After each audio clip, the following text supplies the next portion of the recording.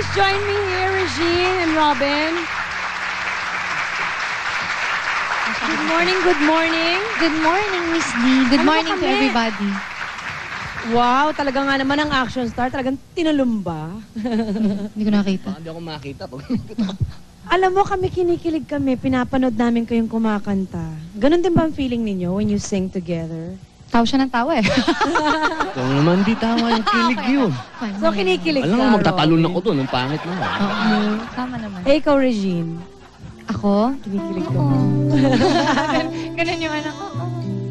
Actually, napanood ko yung movie. Actually, trailer pa lang eh. Tinawagan ko yung director namin. Sabi ko kay Direct Joyce, parang kinikilig yata ako dun sa movie. Oo. Kasi may mga scenes na nakakakilig. So, Sabi nga nila, it's the kind of movie daw na kailangan panoorin mo na may kasama ka. Totoo ba yun, Robin? Parang don't ever watch the movie alone. Kailangan kasama mo daw yung pinakamamahal mo. Pwede rin pong alone. Dahil pagbalik mo doon, may kasama ka na. Ganon? So, dalawang beses mo papanoorin. Oo, dapat. Hindi, tsaka ang nakakilig daw doon, first time daw na hindi rugged ang look ni Robin. As in, super guwapo daw. guwapo siya dun. Oh, guwapo naman siya Guwapo yun naman eh. talaga si Robin, pero ang iniisip ko yung bang, sabi nila, wala daw dinala si Robin na kahit na isang piece of clothing.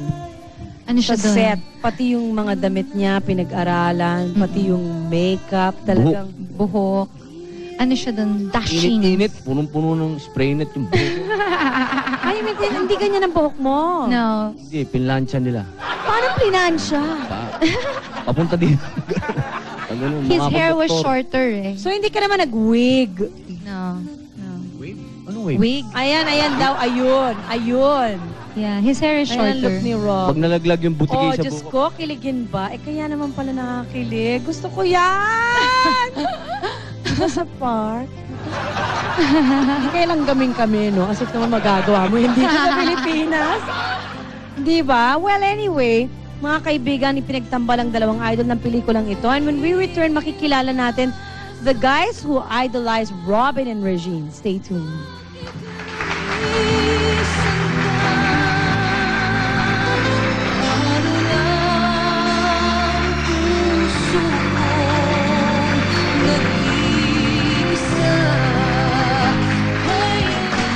D-Days.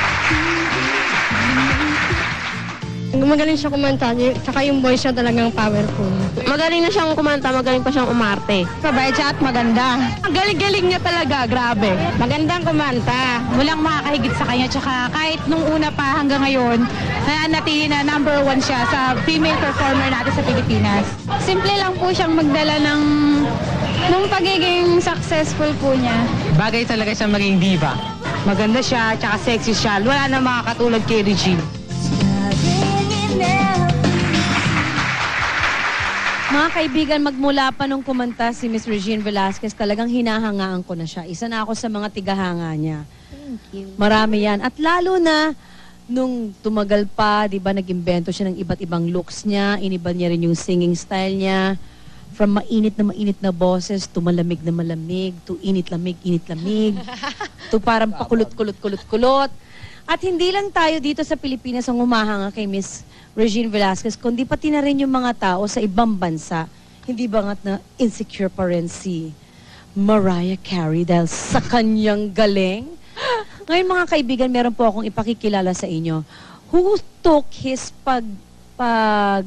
paghanga kay Regine a step further, kumbaga a step beyond. Hindi niya lang ginaya yung looks ni Regine, pati yung pagkanta, pati yung pananamit. At gusto kong makita ninyo at kayo na humusga kung ano pang kailangan niyang gawin para talagang maging Regine na siya. Please welcome Anton Regaza.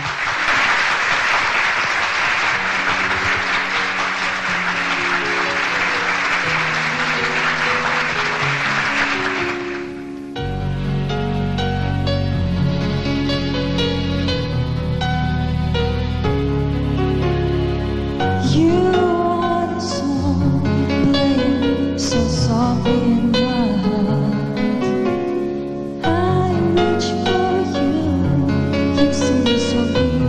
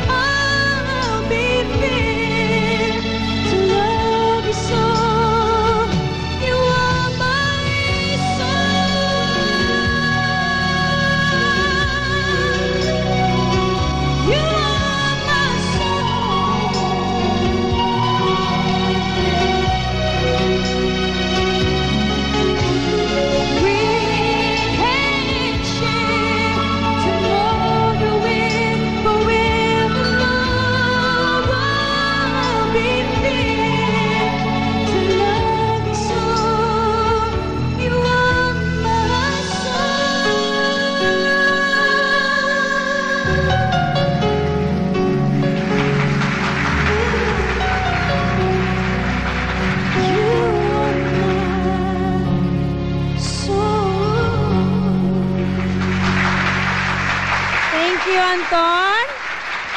O, diba? Kopyang-kopya ba, Robin? Super. Di ba? Hindi ko tatanungin si Regine. Kopyang-kopya ba si Regine? Oh. Oh, di ba? Makilig pa? Oh, okay. Ganda ng boses Robin! niya.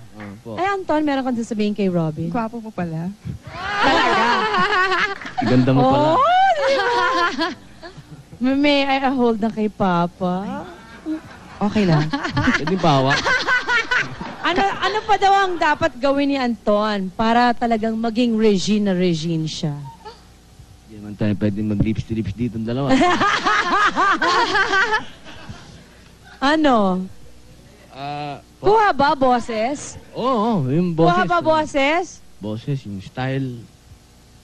Katawan? Paano mo nagawa yung ganyan ka-sexy, Balingkinitan kapatid? din? Parang... Wala lang.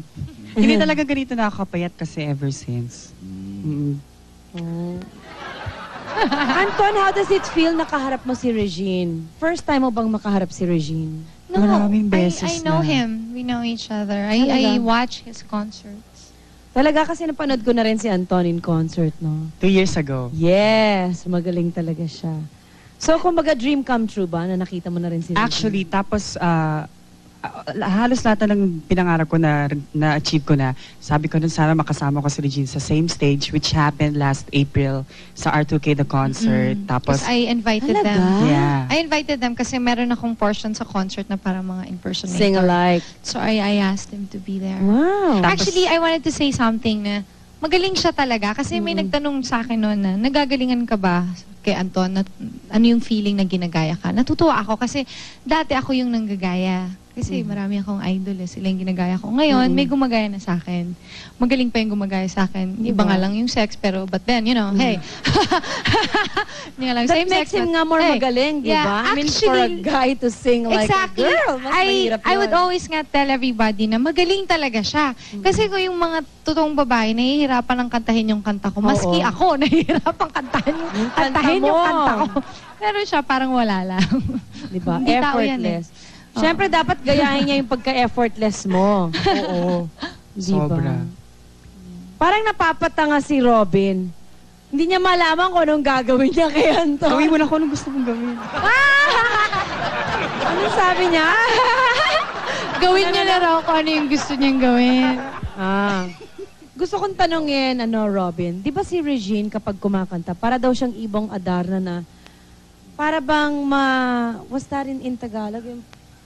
No, para bang she's sort of parang minamagnet ka, you know.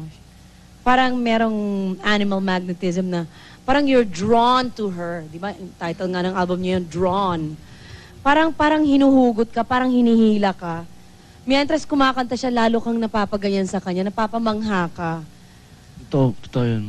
Nung napapanood mo ba si Anton, meron ba siyang factor na gano'n? Mamangha ka.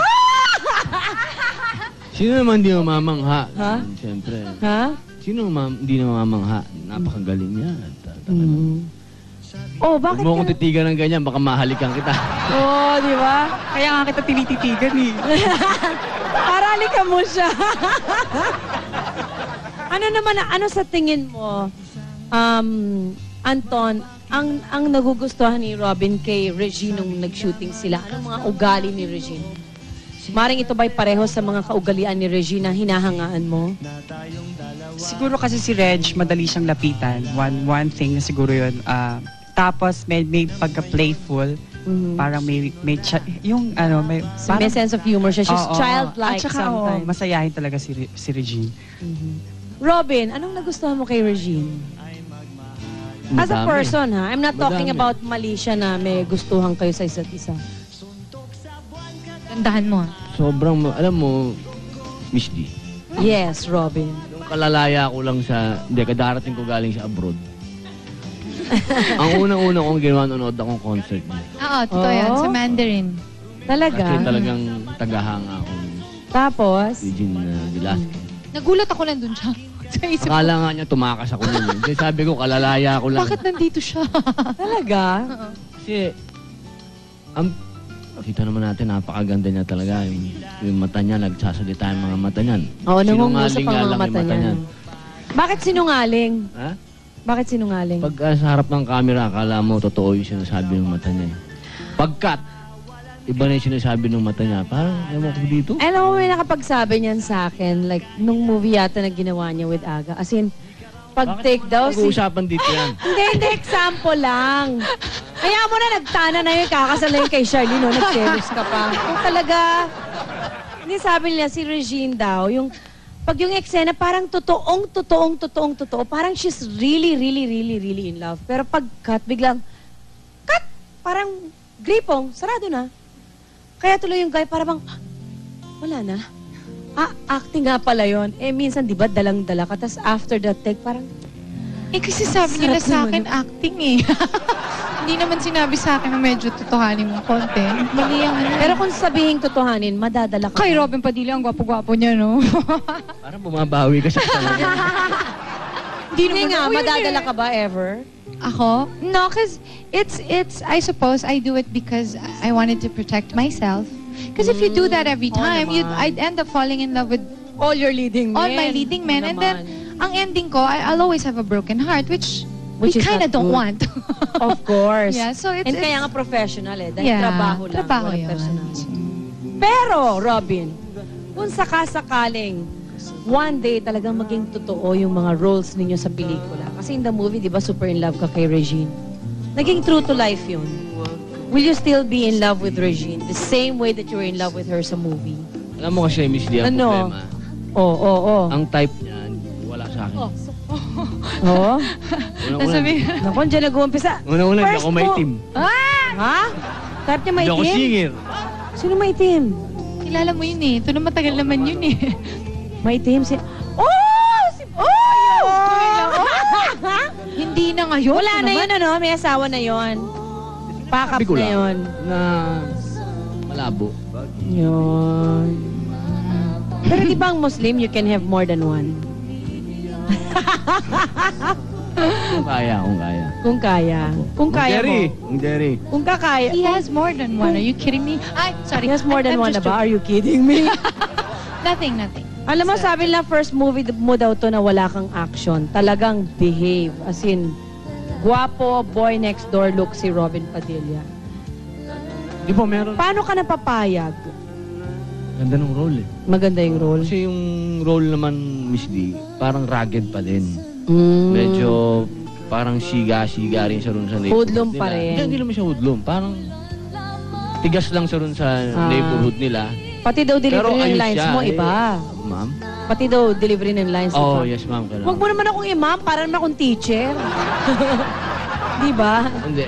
Tapos, yung look ko, sila nila direct ang Mm. sila yung mukha daw ko mabango. Mabango naman ako ah. Oo naman.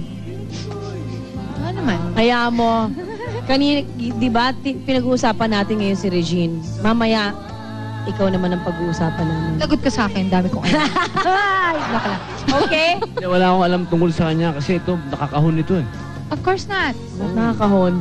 Si Regine pa, she's so playful, madadal yan, no? Yeah. Kuno-kuno lang yan.